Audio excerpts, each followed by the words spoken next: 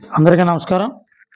వార్తలు, వాటి వెనుకున్నటువంటి వాస్తవాల గురించి ఈరోజు మనం మాట్లాడుకుంటూ ముఖ్యంగా 3 ప్రధాన పత్రికల్లో ఈనాడు, ఆంధ్రజ్యోతి, సాక్షి ఈ 3 పత్రికల్లో రాసినటువంటి హెడ్డింగ్స్ గురించి మనం ఇప్పుడు చర్చించుకుంటే మొదటిగా ఆంధ్రజ్యోతి. ఈవీఎంలే సరైనవి అంటే సుప్రీంకోర్టులో ఇప్పుడు జరుగుతున్నటువంటి మోడీ విధానాలకు భయపడి ఈవీఎంలు ట్యాంపరింగ్ చేసి మోడీ నెగ్గుతున్నాడు అనేటువంటి ఒక భయాందోళనతో కొన్ని న్యూట్రల్ సంస్థలు, కొన్ని ప్రతిపక్ష పార్టీలు కలిపి సుప్రీంకోర్టులో వేయడం జరిగింది.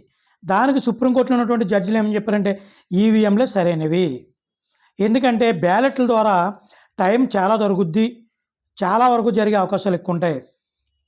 బ్యాలెట్ పేపర్ల కాలం చెల్లింది, దేన్ని గుడ్డిగా అనుమానించవద్దు, సంస్కరణను వృధా చేయొద్దు, అంటే కొత్తగా చేసే సంస్కరణలను వృధా చేయొద్దు, ప్రతిదాని మీద అనుమానం క్రియేట్ చేసి మంచి మంచి సంస్కరణలు మనం పోగొట్టుకోవడం మంచిది కాదని సుప్రీంకోర్టు చెప్పడం జరిగిందనమాట. అలా చెప్పుతూ కొన్ని కీలకమైనటువంటి సూచనలు కూడా చెప్పింది. ఏంటి, ఈవీప్యాట్ స్లిప్లు ఏవైతే ఉన్నాయో వాటిని మినిమం 45 రోజులు భద్రపరచమని చెప్పింది. అంతేకాకుండా ఈవీఎంల మీద ఏదన్నా టెక్నికల్గా కానీ మరే విధంగా కానీ కంప్లైంట్లు వస్తే 7 రోజుల లోపల కంప్లైంట్లు వస్తే వాటిని ఈవీఎంల యొక్క టెక్నీషియన్స్ దగ్గరుండి వాటిని నివృత్తి చేయమన్నదనమాట. అవి కొన్ని గైడ్లైన్స్ ఇవ్వడం జరిగింది ఎన్నికల కమిషనర్కి. వాటితో పాటు మనం ఇంకోటి చెప్పుకుంటే కూటమిదే గెలుపు, 160 అసెంబ్లీ స్థానాలు మావే, 24 లోక్సభ సీట్లు కూడా చంద్రబాబు. రాష్ట్రం నుంచి ఎన్డీఏకు అదనంగా 20 సీట్లు.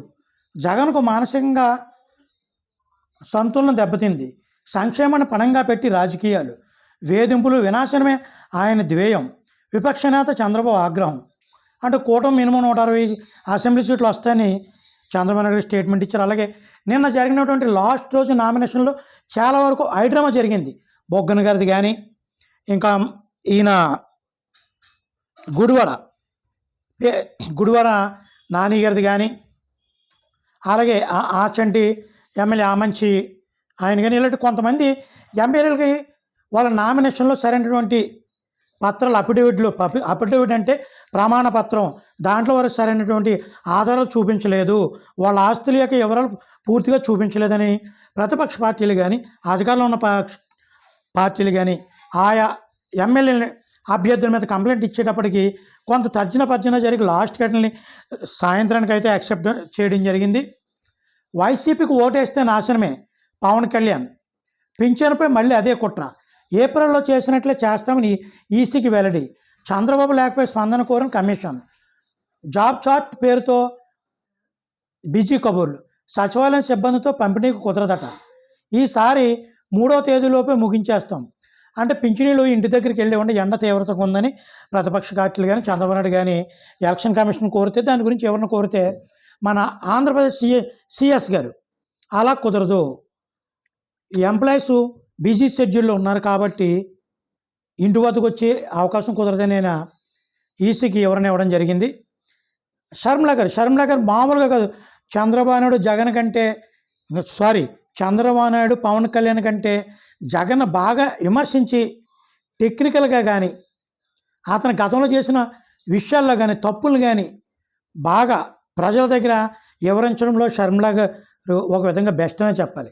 జగన్ పాలనలో అన్నీ మోసాలే, ఒక్క హామీ కూడా నెరవేర్చలేదు, అమరావతిని కాస్త భ్రమరావతిగా చేశారు, చింతలపూడి పథకాన్ని ఎక్కడో గాలికి వదిలేశారు, ప్రతి ఏటా సంక్రాంతికి జాబ్ క్యాలెండర్ ఎక్కడా, 5 ఏళ్లుగా కోడిపందాలతో సరిపోయింది, సీఎం అయ్యాక ఒక్కరోజు ప్రజల ముందుకు రాలేదు.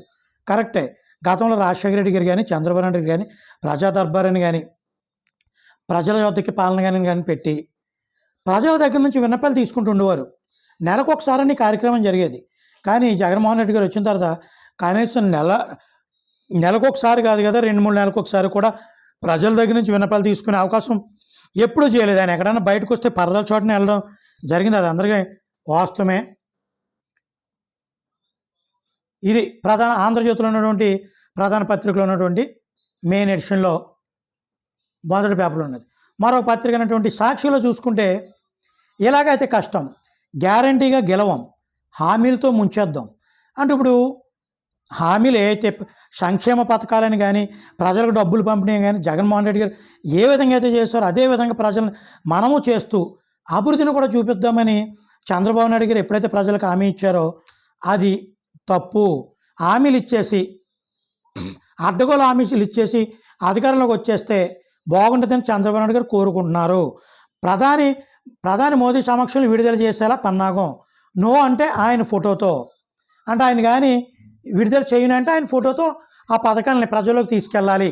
నిజంగా ఇక్కడ ప్రధానికి అయితే ఆంధ్ర రాష్ట్రంలో అంత ఇంపార్టెంట్ అయితే లేదు. నిజంగా ఆంధ్ర రాష్ట్రంలో టీడీపీ కానీ వైసీపీ మీద కానీ ప్రజలకి ఒక అభిప్రాయం ఉంటూ ఉండొచ్చు, కానీ బీజేపీ పార్టీ మీద అయితే ఎటువంటి అభిప్రాయం లేదు. మోదీ గారి మీద కూడా అంత ఇంట్రెస్ట్ లేదు. మోదీ గారి ద్వారా విడుదల చేసే